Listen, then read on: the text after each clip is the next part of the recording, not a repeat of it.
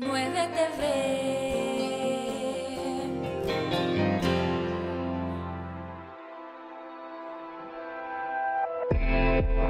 Hablemos. Voces especializadas en ciencias sociales y humanidades. Historia, antropología, literatura, estudios políticos e internacionales, agua y sociedad. Divulguemos la ciencia. Hablemos.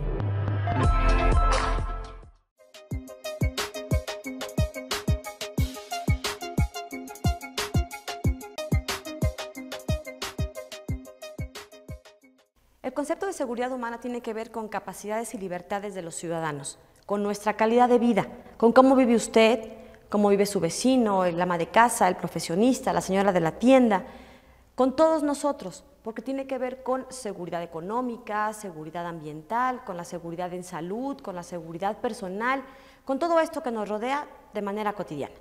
De esto vamos a hablar el día de hoy con nuestros invitados, expertos por supuesto en este tema. Encabezan los dos el Seminario Permanente de Seguridad Humana que desde 2017 se lleva a cabo aquí en el Colegio de San Luis. Bienvenidos, comenzamos.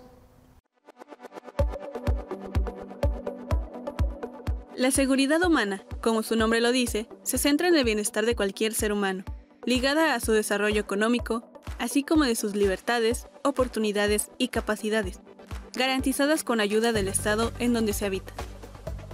El fin de la Guerra Fría permitió visualizar conflictos que amenazaban constantemente a todo el mundo y que colocaban a sus ciudadanos en una postura vulnerable.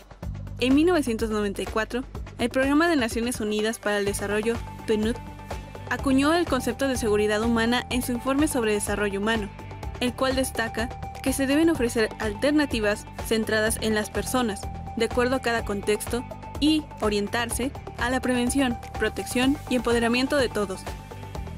Algunas de las dimensiones que abarca el concepto de seguridad humana son la económica, la alimentaria, de la salud, ambiental, personal, comunitaria y política.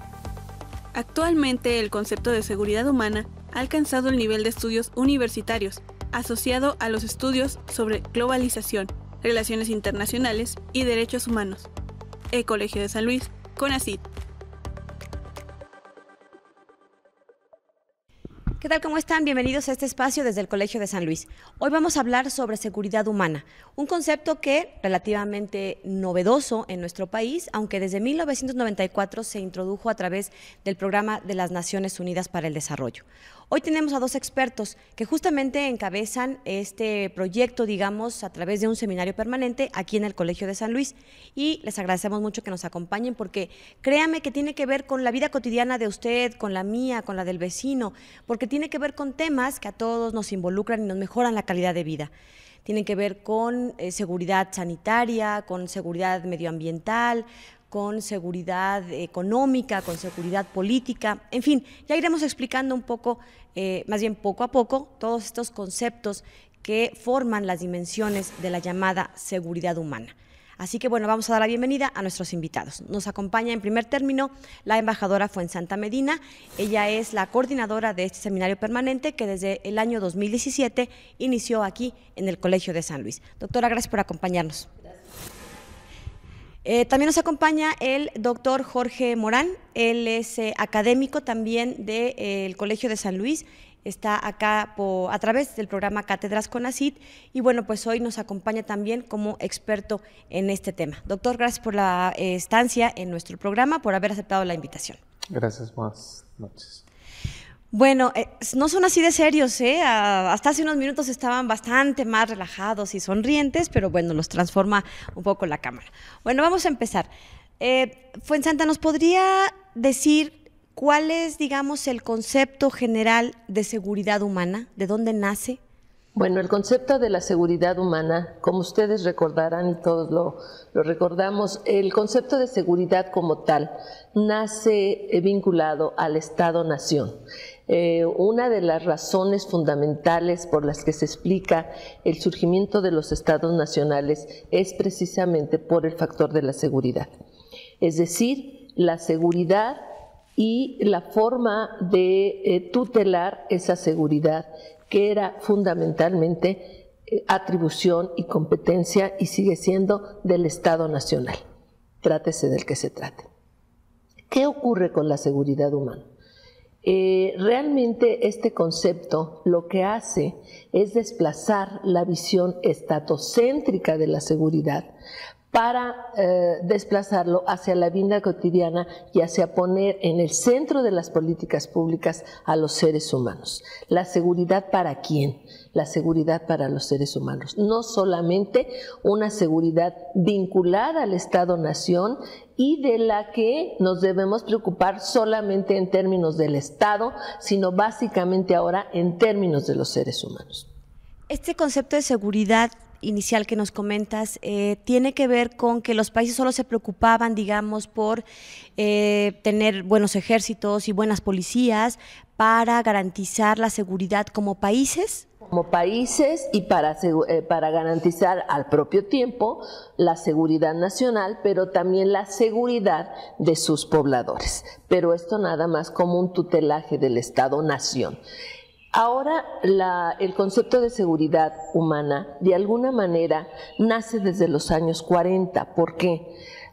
Cuando está la plena Segunda Guerra Mundial, el presidente Roosevelt hace un discurso y en ese discurso señala que los seres humanos deben de vivir libres de temor y libres de necesidad, que ese es el concepto fundamental con el que nace a la luz pública, a la luz mundial, el concepto de la seguridad humana, ya en 1994, adoptado por el Programa de las Naciones Unidas para el Desarrollo, donde dice que los dos puntos o los dos pilares fundamentales de la seguridad es que los seres humanos debemos de vivir libres de temor y libres de seguridad, y libres de necesidad.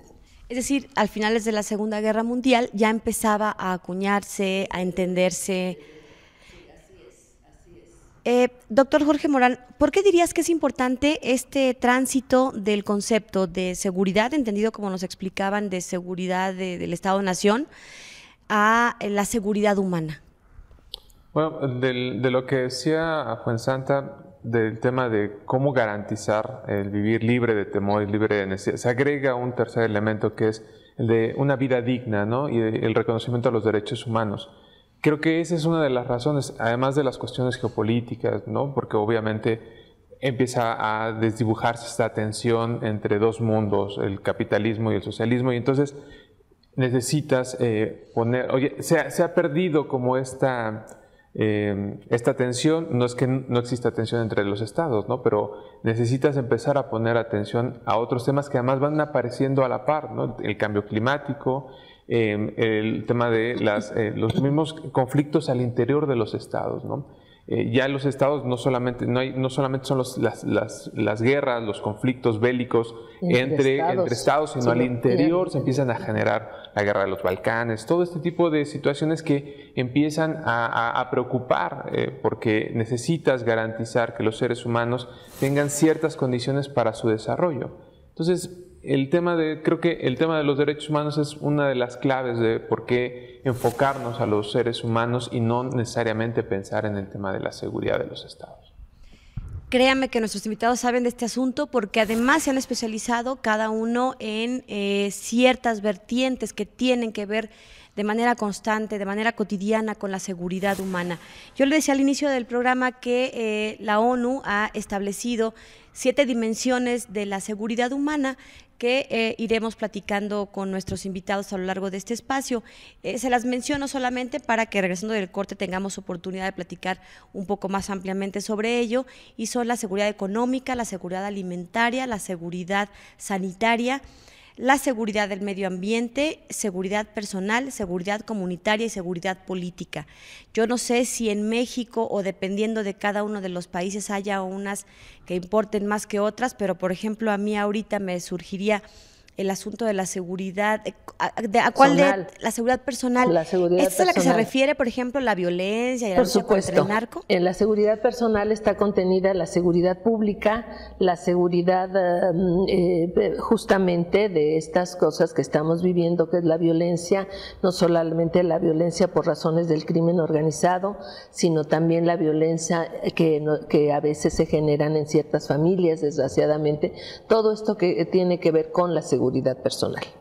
¿Hay alguna que tú identificarías como la más grave o la más urgente por atender en México? Bueno, yo creo que una muy urgente en el caso de México, desde luego, es la seguridad pública, pero específicamente lo que se refiere a la cuestión de trata de seres humanos. Eso es una cosa muy terrible. En el caso de México y en el caso particular de América Latina. Uno de los grandes problemas del continente latinoamericano es precisamente los grados de violencia que hoy están confrontando nuestras sociedades. Nosotros vemos el fenómeno de las caravanas, el fenómeno que estamos viendo de desplazamientos forzados, porque de alguna manera son desplazamientos forzados o de muchas maneras, y en otro momento yo te diría que fueron mucho por razones de índole económica, pero en este momento son muchos por razones de seguridad, por razones de tener riesgos muy importantes de su propia vida las personas que hoy en día están transitando por nuestro territorio, salen de sus países huyendo de la violencia. Esa es la parte más verdadera. Vamos a una pausa y regresaremos para seguir platicando con nuestros invitados. El tema de hoy es seguridad humana. Y les recuerdo que a través de redes sociales se pueden comunicar con nosotros. Estamos en Facebook. Los primeros 5 mensajes que lleguen les vamos a tener un regalo, ya sea un libro o una agenda 2019 de las que se están editando aquí a través del proyecto del Laboratorio de Género. Regresamos después de este corte.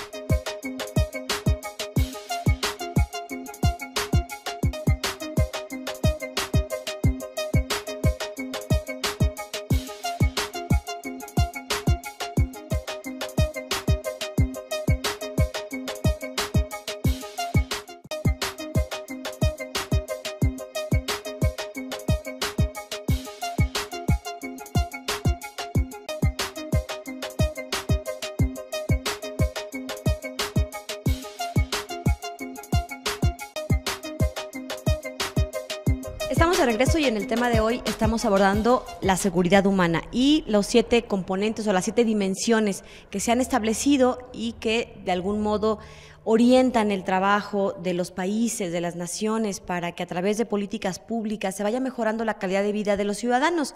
A través de su vida diaria usted estará pues un poco más, esperemos que este programa le ayude para entender qué se está haciendo o qué se debería hacer, y que como ciudadanos estemos enterados de todos estos aspectos que el gobierno tiene, o que el Estado, mejor dicho, tiene la obligación de garantizar. Uno de ellos, y les decía yo antes de irnos al corte, que a mí me parecía como uno de los más delicados por la realidad que vive hoy México, tiene que ver con la seguridad personal, según nos explicaba la doctora Fuensanta Medina. Ella precisamente tiene una reciente publicación, un libro que por cierto puede usted adquirir en la librería del Colegio de San Luis, y se denomina El largo y sinuoso camino de la lucha contra el narcotráfico en México. Y es que a veces pareciera que es un tema relativamente nuevo, esta lucha contra el narcotráfico, que tiene a lo mejor de los últimos 3 o 4 sexenios, y no, es un asunto mucho más antiguo, ¿no? Así es, así es. Bueno, eso está directamente vinculado con una de las dimensiones de la seguridad humana, como hemos dicho, que es la cuestión del crimen organizado y de la seguridad personal, y cómo este fenómeno del crimen organizado ha trastocado las sociedades latinoamericanas de manera muy, muy importante, y también otras sociedades como la estadounidense, ¿no? No se dicen las cifras, pero quienes hemos tenido la oportunidad de constatar lo que ocurre en ese país, en la cotidianidad, como ese ha sido mi caso, pues yo les aseguro que hay muchísimos más muertos que los que dicen sus cifras, precisamente por los excesos del narcotráfico, pero no solamente del narcotráfico como crimen, sino del consumo de estupefacientes, ¿no? Esta cuestión que sigue estando en el centro de la discusión, en el centro de las políticas públicas, de si despenalizamos o no despenalizamos los estupefacientes, particularmente pues las drogas tan fuertes como la heroína o en menor medida como la cocaína. A mí me gustaría abundar sobre este aspecto, pero creo que un paso antes tendríamos que ir definiendo brevemente, comentando cada una de estas dimensiones. De la seguridad alimentaria, ¿qué nos podría decir al respecto, doctor Jorge Morán? Bueno, lo que quisiera acotar primero, entiendo que a veces, y siempre nos pasa, ¿no? ¿Cuál priorizamos? En realidad, de las discusiones que también tenemos es que en realidad no podemos priorizar una. El problema en las políticas públicas y el problema también en los académicos es que creemos que tendríamos que priorizar y no, lo que hemos entendido en el tema de la seguridad y lo que te deja claro es que tienes que verlo de manera integral. Es decir, si solamente crees que solamente hay que atacar la cuestión personal, alimentaria, estás cayendo en un error, porque en realidad todo es un tema integral. Si tú cuidas el medio ambiente, vas a ir garantizando ciertas condiciones alimentarias, por ejemplo, ciertas cuestiones de seguridad personal, comunitaria, política. Sanitarias. Exactamente. Entonces, el tema con la seguridad humana nos invita a pensar de manera integral y multisectorial. Claro. No pensar que el problema de la pobreza se resuelve solamente con becas. No, se tiene que garantizar un medio ambiente digno para que las personas no migren de sus comunidades, para que no se pierdan conocimientos locales que te permiten garantizar niveles de producción, que no se pierda, por ejemplo, especies como el maíz, una serie de medidas que van enfocadas a los sujetos y que tienen que ser contextualizadas, es decir, la realidad de México es muy diferente a la de Europa, la realidad de San Luis Potosí es muy diferente a la de Chiapas, entonces estas políticas tienen que ir pensando en los contextos en donde se van a aplicar.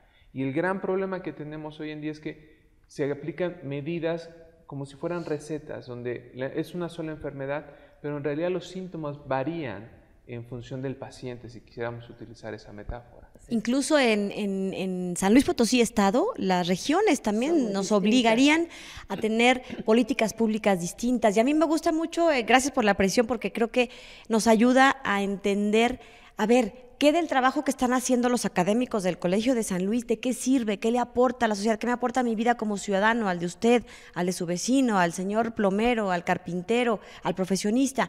Justo esto, este Seminario Permanente de Seguridad Humana reúne a un grupo de expertos encabezados por nuestros invitados y otros más igualmente distinguidos que se reúnen a analizar, a discutir y a proponer cosas que tienen que ver con la seguridad humana. Y esto tiene que trascender hacia políticas públicas, no solo pensando a nivel macro, a lo mejor gobierno federal necesariamente, podemos aterrizarlas de manera muy cercana, ¿no? En opciones que se acerquen a los tomadores de decisiones. Entonces, bueno, vamos platicando, yo entiendo esta precisión porque creo que es importante, si descuidamos una dimensión, no funciona prácticamente nada, ¿no? ¿De qué nos sirve tener a lo mejor seguridad económica si no tenemos seguridad en el medio ambiente? Y lo estábamos viendo hace algunas semanas con los incendios, la calidad del aire, que sí las contingencias y demás.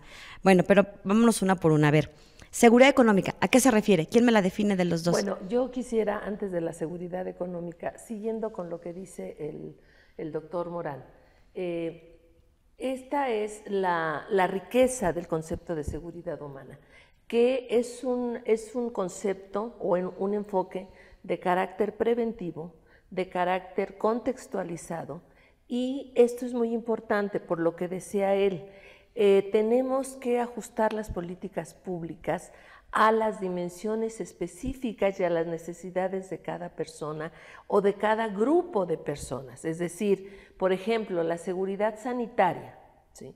que podemos ver de manera muy específica a través de ciertos programas del Estado mexicano, como lo fue el Seguro Popular, es la seguridad sanitaria no puede ser la misma para aquellos que viven a lo largo de las cementeras que para aquellos que viven a lo largo de un río en la Huasteca, ¿sí? Son dimensiones distintas de seguridad medioambiental, son asuntos distintos, pero para los dos tiene que haber una política pública que les garantice un medio ambiente libres de peligro y libres de necesidad al mismo tiempo, porque el tener un aire puro es una necesidad, no es una cuestión de que queramos tener el aire puro, es una necesidad del ser humano. Hace algunos años hubo un programa del gobierno federal, no recuerdo exactamente en qué año o qué administración, pero un programa de vivienda a nivel nacional para todos, eran como prototipos ya de vivienda, ¿no? Tantos metros cuadrados, tales materiales. Entonces empezaron a construir estos llamados pies de casa. Ajá. En la Huasteca Potosina, con 40 y tantos grados de calor, con unos techos muy bajitos, chiquitos, con unas ventanitas pequeñitas, pero el prototipo decía que así era. Y entonces esas viviendas estaban construyéndose parejo en el norte, en el sur, en el sureste, en el centro. A eso se referiría este aspecto que mencionas. Aspecto que mencionas, y por eso es que ha sido, o que ha funcionado, porque ha funcionado el seminario permanente, porque este seminario nos ha permitido ver a todos los que estamos en él, primero el carácter interdisciplinario, ¿no? Lo multidimensional de la seguridad humana. Entonces esto nos obliga a irnos preocupando por diversos aspectos de la seguridad humana y no simplemente, como se hace muchas veces en los estudios, las especializaciones, en un aspecto de algún problema social, sino que si queremos entender la problemática de estos tiempos, no solamente está el carácter transnacional de los fenómenos, sino que además cada uno de esos fenómenos está transversalizado por las cuestiones que tienen que ver con las dimensiones de la seguridad humana. Bueno, ya se nos fue el segundo bloque y todavía no alcanzamos a definir estas dimensiones de la seguridad, pero regresando, ahora sí le prometo que les invitaré a mis invitados para que nos ayuden a ir entendiendo un poco cada uno de estos conceptos. Y mientras, bueno, pues vamos a una pausa. Antes los dejo con esta cápsula de uno de los eventos de la semana que tuvimos recientemente aquí en el Colegio de San Luis. Les recuerdo que puede interactuar con nosotros a través de redes sociales, particularmente a través de Facebook, y ahí estamos regalando libros a las primeras 5 personas que se comuniquen con nosotros. Volvemos. Los días 16 y 17 de mayo, el programa de estudios literarios del Colegio de San Luis llevó a cabo el coloquio Zozobra y los Heraldos Negros en su centenario, en donde se organizaron mesas de trabajo con 18 investigadores invitados de distintas universidades del país, con la intención de analizar las obras de Ramón López Velarde y César Vallejo, 2 poetas latinoamericanos cuya influencia sigue presente en la poesía hispanoamericana y a nivel internacional. Ambas publicaciones, Zozobra y Los Heraldos Negros, cumplen 100 años de haberse publicado, y ambos poetas se insertan en un periodo clave de la historia de la poesía en Latinoamérica, el modernismo, abriéndose paso también a las innovaciones vanguardistas. La finalidad del coloquio estuvo enfocada en discutir ambas obras en función de la crítica y teorías contemporáneas que surgen de la importancia de comunicar lo que sucedía en aquel contexto y contrastarlo con lo que se vive en la actualidad sobre los temas que abordan dentro de sus poemas. Dicho coloquio estuvo a cargo de los investigadores Israel Ramírez y Antonio Cajero, quienes reunieron a expertos en estudios literarios de la UNAM, el Colegio de México, la Benemérita Universidad Autónoma de Puebla, la Universidad Veracruzana, la Autónoma de Querétaro y egresados del posgrado en literatura del Colsan, entre otros. El Colegio de San Luis, CONACYT.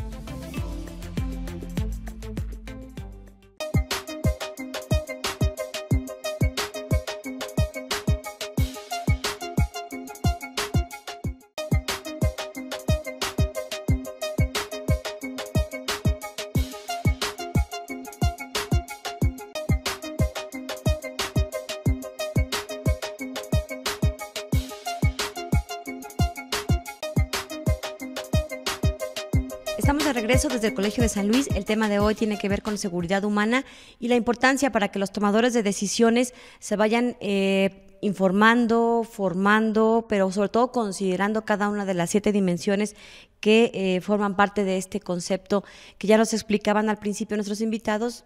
Viene desde los años 40 a finales de la Segunda Guerra Mundial y que cobró, digamos, vigencia oficial entre las naciones al incorporarse como parte del Programa de las Naciones Unidas para el Desarrollo. ¿Y por qué para el desarrollo? Pues precisamente porque todos estos elementos tienen que ver con que la calidad de vida de los ciudadanos vaya mejorando cotidianamente. A ver, tenemos estas 7 dimensiones y se las repito: seguridad económica, alimentaria, sanitaria, medioambiental, personal, seguridad comunitaria y seguridad política. El doctor Morán, con todo y su acordeón, nos va a hacer favor de irnos mencionando algunas de ellas, que en términos prácticos, no una definición académica, sino que en términos prácticos podamos entender, usted y yo, porque ellos son expertos, a qué se refieren. La seguridad económica.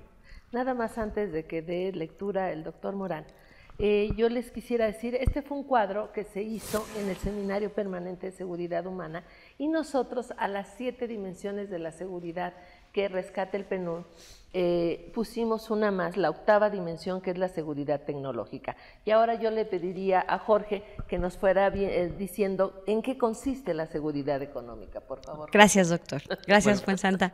Lo que hicimos fue identificar las dimensiones, que es los tipos de seguridad y qué amenaza a esa seguridad, ¿no? Por eso, digamos, no es exhaustivo, se enuncian algunas. Sí, ¿no? claro, en general, digamos. Exacto, en el caso de la seguridad humana, lo que identificamos, lo que amenaza a la seguridad económica es la pobreza, carencia de ingresos y precariedad de las condiciones de vida, falta de medios de subsistencia.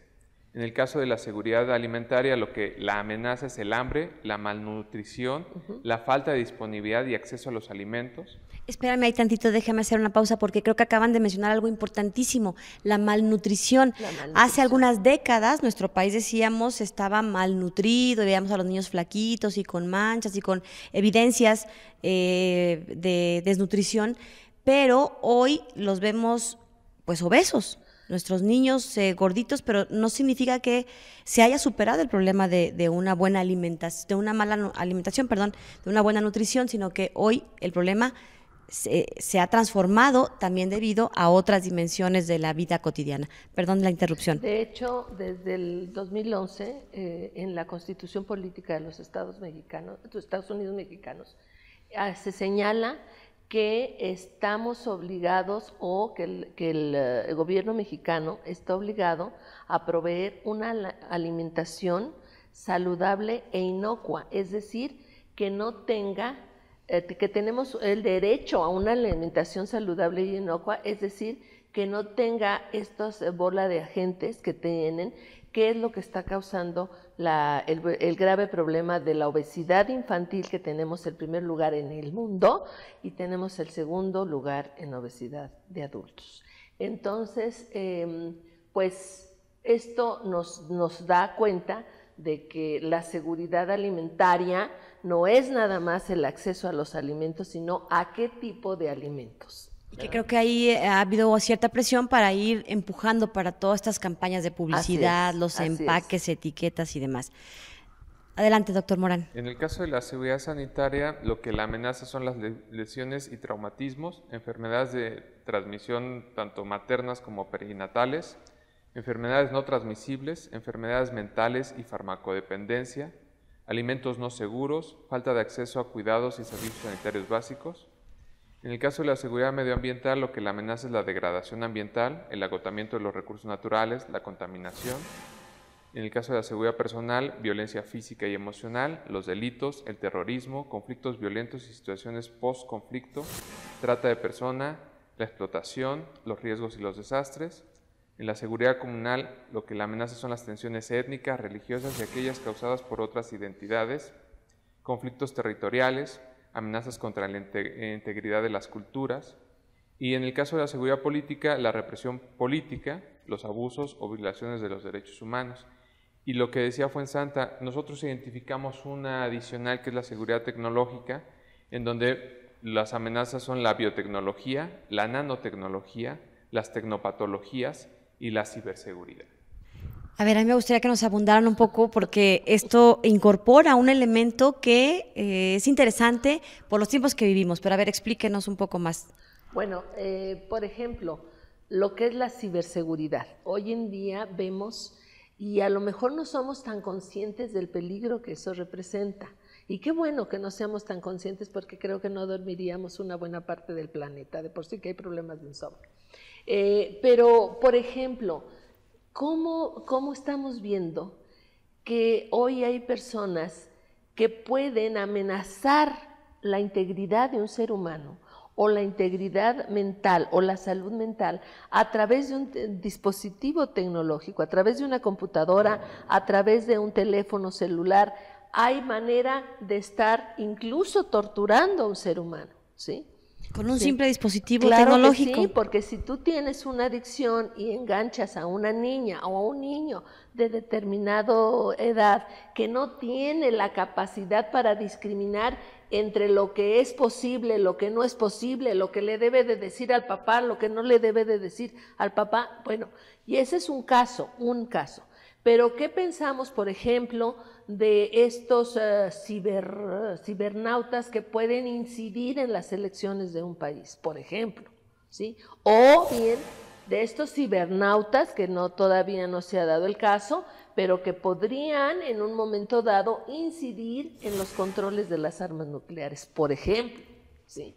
Cuando la mayoría de las armas nucleares tienen un control a base de computadoras. Y a eso le podemos agregar el tema de que estamos siendo monitoreados todo el tiempo, ¿no? Es decir, el tema de que te roban la identidad, te clonan tarjetas de crédito, están escuchando tus conversaciones a través de los teléfonos, del internet. Entra a una red social, pon un viaje y de repente te empiezan a llegar noticias de viajes, ¿no? Porque te están monitoreando. Por eso el tema con Facebook, perdón por el comercial, pero digamos, ese es un tema. ¿Cómo están protegidos nuestros datos en ese tipo de plataformas que empiezan a monitorear tus gustos, tus preferencias, dónde estás, dónde no estás? Ese es el tema de ciberseguridad, porque las personas pueden saber dónde estás en tiempo real. Mencionaste un par de conceptos que a lo mejor no son muy familiares a nosotros, los ciudadanos comunes. La nanotecnología. Mira, lo que hemos identificado con algunos colegas que trabajan ese tema es, por ejemplo, hay ya alimentos que están con cuestiones nanotecnológicas para, por ejemplo, leche para niños, ¿no? O muchos alimentos que no sabes, como no están en las etiquetas, no sabes realmente lo que estás consumiendo. Entonces, ¿cuáles van a ser las implicaciones? Digamos, ha pasado con Monsanto. Cuando empezó era así, no había riesgo, ¿no? Y 20 años después nos dimos cuenta que sí generan cáncer, ¿no? Esos son los riesgos, esos son de las amenazas que estamos identificando. O sea, todo lo que tiene que ver, por ejemplo, con modificación genética, que también está derivado de estos experimentos de nanotecnología, ¿no? Había otro elemento también que la palabra me llamó la atención. Biotecnología. Las tecnopatologías. Eso, tecnopatologías, ¿qué son? Bueno, la adicción, por ejemplo. La adicción, o por ejemplo, estas enfermedades que empiezas a tener por el mouse, se van mezclando, ¿no? Digamos, no es una sola, sino vas mezclando los problemas de sueño, ¿no? Es decir, los trastornos que hay. Exactamente, vinculados al uso de dispositivos electrónicos. ¿Cómo se llamó? Perdón, ¿nos puedes repetir la palabra? Tecnopatologías. Tecnopatologías, es decir, enfermedades derivadas del uso de las nuevas tecnologías. Hay desde enfermedades físicas, eminentemente físicas, hasta enfermedades mentales, personas que no pueden salir de su casa sin un celular, que no pueden dar un paso. Y que se vuelve ya a un grado extremo, ¿no? Una cosa terrible, ¿no? Vamos a una pausa y regresamos. Yo no quiero que se acabe el programa, pero nos queda un último bloque, así que vamos a continuar con este tema de seguridad humana. Y les recuerdo que las redes sociales están a su disposición para interactuar con nosotros. Si son los primeros 5 que se comunican, les vamos a obsequiar una taza que amablemente nos han regalado del Seminario Permanente de Seguridad Humana. Nuestros invitados, un cuaderno de notas, un librero. Las 7 dimensiones de la seguridad humana. Ahí vienen, en esta especie de florecita le veo yo. Bueno, ahí las vamos a encontrar. Antes los dejo con esta cápsula de nuestra novedad editorial. Regresamos.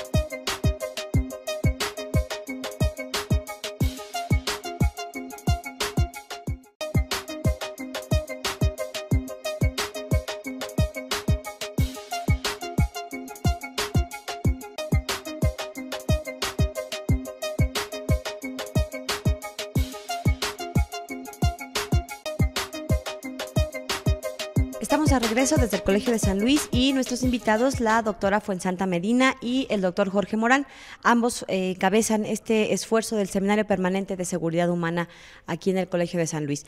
Doctora Fuensanta, platíquenos un poco sobre seguridad sanitaria, esta otra dimensión. Bueno, como decía hace un momento Jorge, la seguridad sanitaria, el primer aspecto que uno se le ocurre pensar en él es lo que se refiere a las enfermedades, lo que tú señalas, ¿no? Hoy en día, por ejemplo, la seguridad sanitaria también va de la mano con la seguridad alimentaria o con la seguridad ambiental. Más bien, yo te diría que en ciertos casos la seguridad ambiental define de alguna manera la seguridad sanitaria y la seguridad alimentaria. ¿Por qué?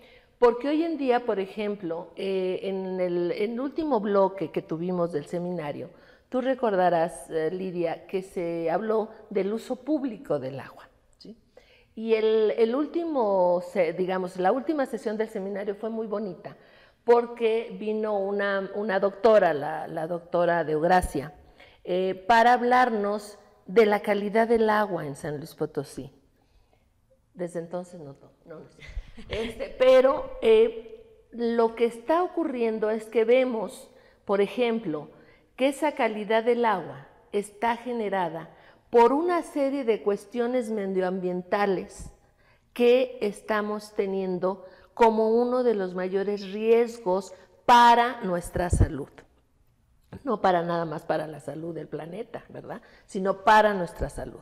¿Por qué? Por ejemplo, hablamos de la salinidad, de la presencia tan grande de flúor en el agua de San Luis Potosí. Eso te genera no solo los dientes amarillos, sino con el tiempo que vas a tener problemas de huesos. Por ejemplo, hay un marcado hipotiroidismo en San Luis Potosí, y esto me lo han dicho varios internistas, que ustedes saben que tenemos la primera facultad de medicina de América Latina, y ellos dicen que la presencia del hipotiroidismo en San Luis Potosí, tan acusada, obedece a la falta de yodo en el agua de San Luis Potosí, ¿sí? ¿Y qué ocurre? Esta presencia excesiva de flúor y de arsénico en el agua de San Luis Potosí hace que las purificadoras de agua le quiten todo, pero cuando se dice todo, es todo, los minerales buenos, los minerales malos, todo absolutamente, y entre eso que le quitan está el yodo.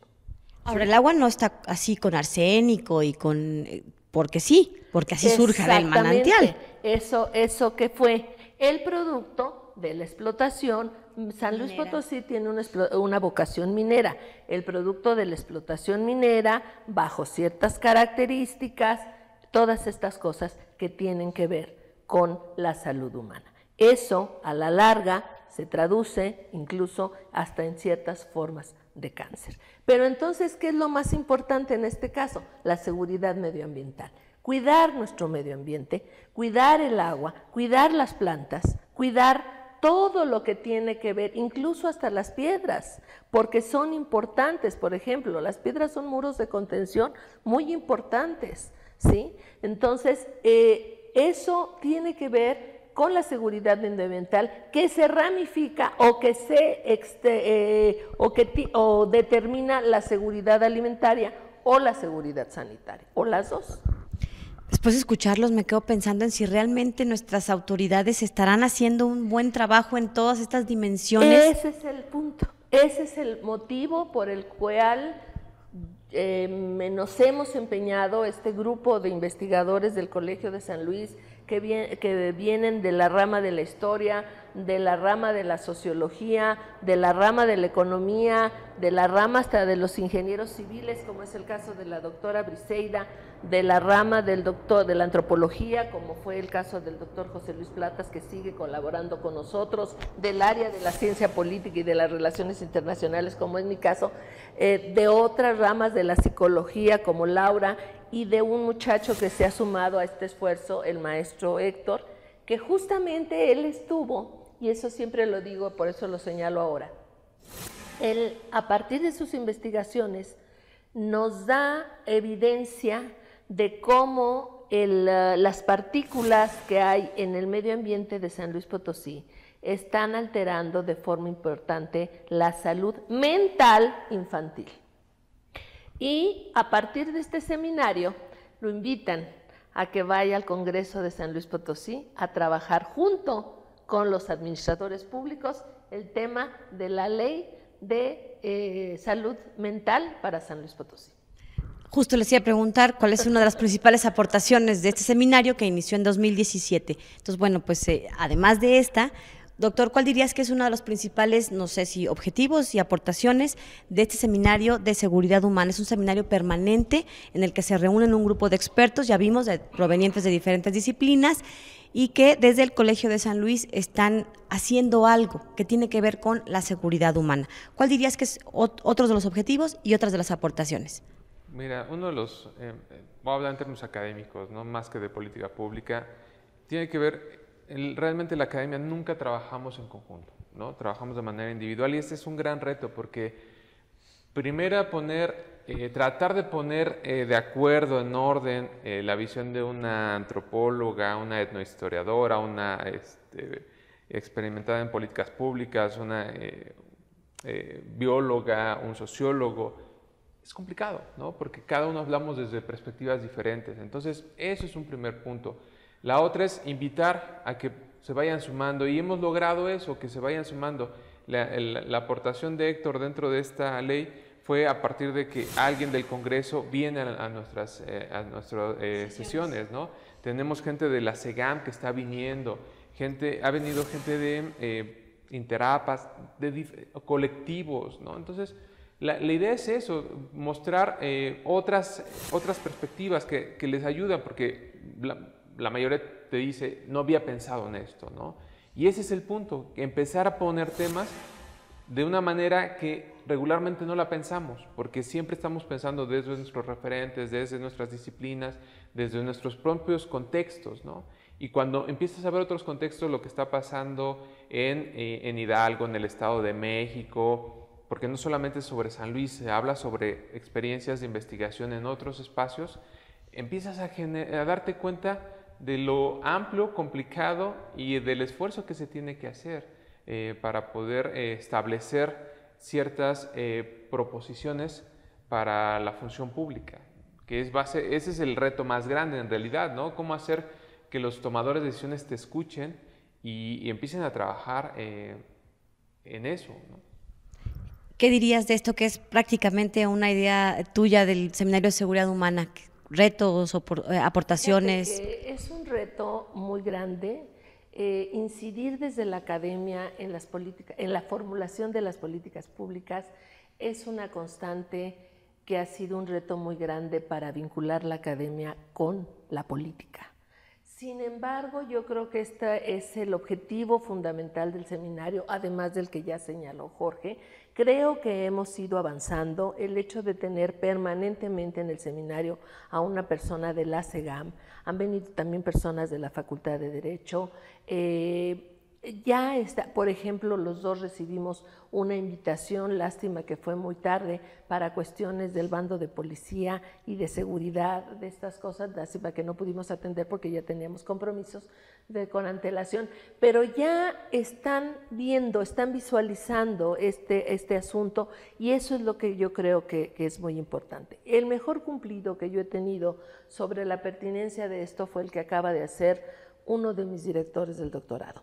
Cuando me dice a mí un hombre tan experto en el fenómeno migratorio como el doctor Axel Ramírez, que es un investigador de la Universidad Nacional Autónoma de México, y me dice a mí en pleno examen doctoral, me dice, Fuensanta, le quiero agradecer porque este enfoque de la seguridad humana a mí me permitió ver otras dimensiones del fenómeno migratorio que yo no había considerado. Eso fue el cumplido más grande que me ha podido hacer. Entonces, bueno, pues ese es el punto. Y ya para concluir, si me lo permiten, si no lo permiten, vamos a hacer una especie de anuncio, porque el próximo bloque, que va a ser mayo, junio, julio y agosto, es la dimensión de la seguridad personal. Y van a venir varios expertos en seguridad nacional, Si podemos, traemos una persona que fue secretario de Seguridad Pública de este país, potosino, no digo más, y vamos a traer a otras personas de colectivos que van a hablar del problema, sobre todo de la violencia en México. Pues los quiero comprometer para que nos acompañen en un siguiente programa y hablemos específicamente de esta línea que creo que hoy no tuvimos ni siquiera el tiempo para pasarlo, para abordar a profundidad. Creo que el tema de la migración y la violencia y todos estos aspectos que se van reuniendo en diferentes dimensiones son importantes para abordarlo. Gracias por habernos acompañado a los dos. Gracias a usted. Gracias, Jorge. Nos vamos, gracias por habernos acompañado hasta aquí el programa de hoy, pero bueno, pues el compromiso está para seguir abordando este tema desde otros aspectos también importantes. Esperemos que le haya sido de utilidad y nos escuchamos y nos vemos en la próxima emisión de este programa. Hablemos desde el Colegio de San Luis. Soy su servidora Lidia Huache. Hasta la próxima. El Colegio de San Luis te invita a las actividades académicas que se llevarán a cabo durante los próximos días. Los días 28 de mayo y el 4 de junio les recordamos sobre las sesiones del seminario Nuevos Retos de la Ecología Cultural Política, a cargo del Dr. Pedro Tomé, de 9:30 a 11 horas en la sala de videoconferencias 3. El 28 de mayo se llevará a cabo la presentación del avance de investigación, Pan y Ritualidad en Coscomatepec, Veracruz, impartido por Ana Cristina Pérez, de 17 a 19 horas en la sala de seminarios 4. Ese mismo día, 28 de mayo, los invitamos a una nueva sesión del Seminario Permanente de Antropología del Derecho, con el tema Seguridad Ambiental en la subcuenca Río La Sabana, Laguna de Tres Palos, Guerrero, a partir de las 18 horas en la sala de videoconferencias 2. El 31 de mayo se realizará la conferencia La Pragmática Experimental, impartida por el Dr. Oscar Laureda, de la Universidad de Heidelberg, a las 11 horas en el Auditorio Colsan. Ese mismo día, 31 de mayo, tendrá lugar la quinta sesión del Seminario Permanente, La Seguridad Humana, una estrategia indispensable para México, con el tema La Seguridad Personal. Ponente, Maestro Alejandro Martínez, de la Universidad Nacional Autónoma de México, de 17 a 20 horas, en la sala de videoconferencias 1. El 5 de junio, se llevará a cabo la próxima reunión del Seminario Permanente, Repensar el proceso de integración de la Unión Europea, de 10 a 13 horas en la Sala Capitán Miguel Caldera del Colegio de San Luis. Puedes consultar estos y otros eventos en nuestra página web www.colsan.edu.mx. Síguenos en Facebook y Twitter. El Colegio de San Luis, CONACYT.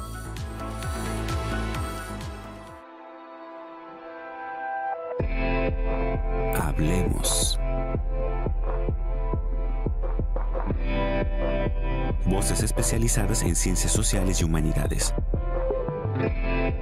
Historia, antropología, literatura, estudios políticos e internacionales, agua y sociedad.